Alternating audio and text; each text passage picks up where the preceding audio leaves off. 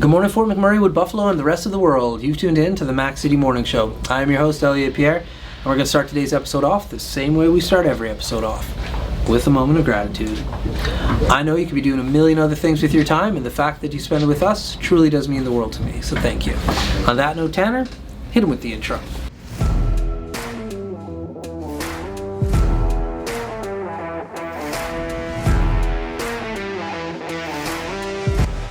Hey, it's Keith Simpson here. I'm the general manager of Norel Toyota, soon to be Fort McMurray Toyota. Pretty excited for our new dealership.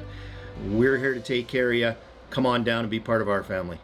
And we are back. Big shout out to our title sponsor, Norel Toyota. We really do appreciate your ongoing support.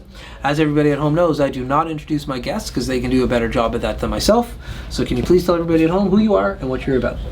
Hi, I'm Lane Rako. I work at Print and Platen as a production artist / administration assistant. So I kind of take some of the artwork that we get on our end and I help make it t-shirts and other printed apparel. There we go. And so, were you an artist from a young age? Yeah, I've always been pretty into art. I've been drawing and doing all kinds of creative stuff as long as I can remember. Okay. But I got into this industry back in 2017, okay. And I was in it for 5 years. Took a little bit of a hiatus and worked in the railway industry for 2 years. Okay. Now I'm back with Print and Platen. Railway? What did you do in the railway industry? I was a train conductor, actually. Yeah. Okay. I don't know if I've ever talked about this on the podcast before. Okay, I have talked about that I have a background in human resources, but so I know a lot of weird things about a lot of different career options. And train conductor is a wild one that people sleep on. Yes, 100%. And it has like a huge like it doesn't have a long longevity in the career. Like you only doing it for a short amount of time makes a lot of sense. Oh yeah. So I've been waiting for this opportunity for a very long time. I'm gonna geek out.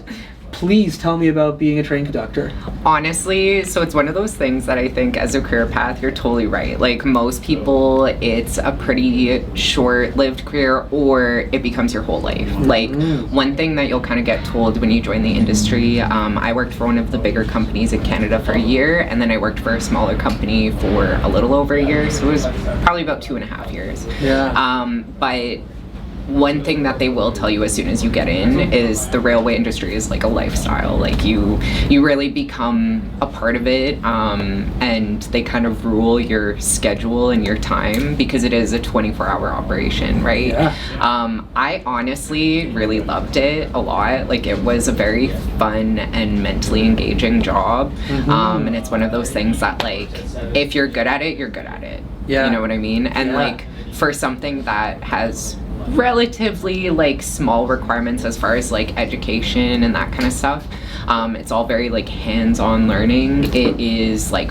pretty well paying, so I will say that it's a really nice way to kind of like get your foot into the door with a lot of different industries. You can get into like plant sites, that kind of stuff, and sort of become like, you know, move into power engineering if you want to. For example, that's one thing that was pretty popular for one of the companies I worked for. Okay. It was a foot in the door for a lot of people to get their like power engineering degree and like move up as operators in plant sites. So that was really cool, but yeah, I enjoyed it a lot. Neat. Yeah, I studied it in school and it was just a fascinating industry, and then I just started to like recruit and work in oil and gas, so I never got to, but it's wild.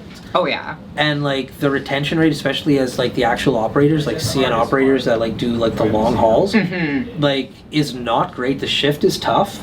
Like things walk in front like animals. Like you're you're seeing real life things on a regular basis. Oh yeah, it's you get to see parts of Canada that very few people see. Right. I think, right? Because like a lot of these places that you're going, I worked. One of the lines I worked was from Lac La Biche, Alberta, which is my hometown, and it went up to Fort McMurray actually. So I did that back and forth, and you see some pretty crazy stuff out in those deep bushes, right? And it's like extremely like remote, and it's just you and your engineer, so you're communicating over radio. So I was basically the one that would like get out of locomotive and go and like make things happen. You're connecting trains and telling them like, okay, move forward, back, that kind of thing.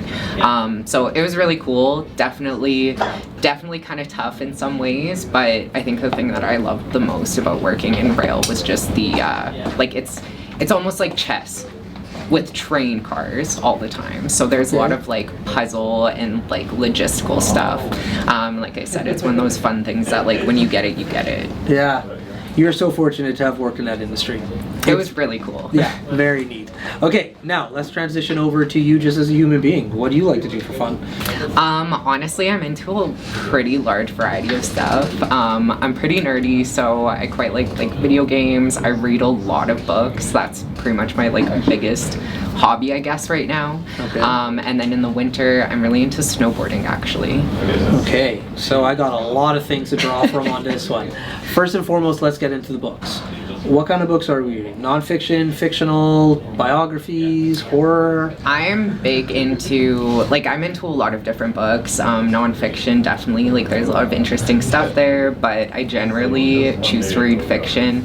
I love horror, of course. I mean, I'm kind of look like a horror fan, so I do love horror books, but right now I'm super into fantasy books. I'm reading a bunch of, it's one large sort of world by an author called Michael J. Sullivan. He's one of my favorite authors, if not my favorite, and has a ton of books at this point set in this one world. Oh, great. So that's big what I've been reading a lot lately. What about his writing style do you like? Oh my goodness. I could wax poetic about this forever, but I will say that he just writes a fun story, but also creates such dynamic characters. Throughout reading his books, you grow to just fall in love with these groups of characters. They're kind of so many different personalities in the story, but they all come together to just steal your heart. And I think that's the thing that I love the most reading his books, is the characters are so dynamic, and you start to grow this fondness for them as if they're almost real people, and he's so good at that. He does that in all of his books. It's just the character development, unreal, and he just knows how to write a fun story. He's not trying to be anything more than creating an enjoyable tale for somebody to read. There we go. Now, snowboarding. How long have you snowboarded? What kind of snowboard do you got? Bindings, boots? So I've been snowboarding, it's hard to say because I kind of had a bit of a break, literally. So one of my first times snowboarding, I broke my elbow, and that sort of turned me off it for a little bit. No doubt. Marmot Basin, shout out. Yeah. And then it's my favorite mountain, by the way. I broke my elbow the first time, so that sort of there was a bit of a pause there. I didn't really get back into it for a while, and then my partner kind of got me into it again, and we've been snowboarding pretty consistently now since I think 2022 about. Okay. But over the last couple years, I'd say last 2-3 years is when I started really getting into it. At the moment, I'm currently rocking a GNU board that has a witch's broom on the bottom end and the top end. So it's very me, if you know me. And then the bindings are, I can't remember the brand right now, that is eluding me, but I think they're Burton actually, and they're just a deep purple, which is one of my favorite colors. Nice. So it's a pretty neat little setup. It's really good for just freestyling. It's pretty versatile. I've hit the mountain when it's POW days are obviously the best. It's not the best board for that, but I love the design. So but yeah, I've been snowboarding for a little bit now. I actually broke my wrist this past winter, so unfortunately that sort of delayed my season, I think from December, and then I got to go back out one more time in April. Okay. Yeah, I was pretty busted. I had to get surgery and everything, get a plate in there. It was fun. Not nice. But that's not nice. It was I'd do it again and again. Nice. I just love it. So, are you able to hit any places locally? Like, are you going to Rabbit or those? Are you primarily going mountain trips? I usually go mountain trips. Yeah. I'm just like one of those. It's for me, part of the experience is like all of it. You know, getting to go down to the mountains, stay in like a cabin or something, and just have like just make a weekend of it or a week of it. For me, it's all about like that experience, and there's no place I love more than the mountains, honestly. So there we go. Well, listen, we're out of time, but before I cut you loose, everybody gets a shameless shout out or plug. So we have the mic, the camera, the lights. Have fun.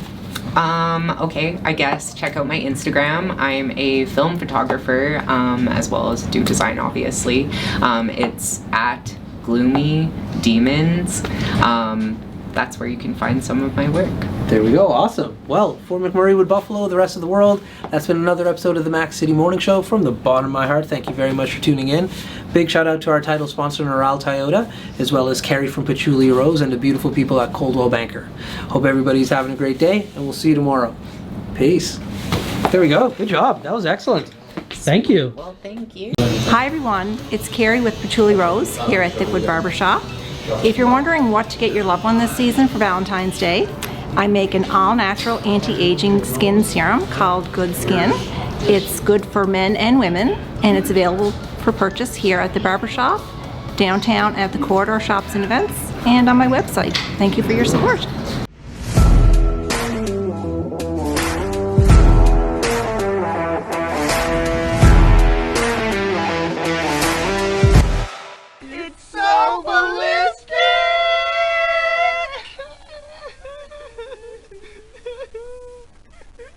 Talk about quenching your ugly thirst.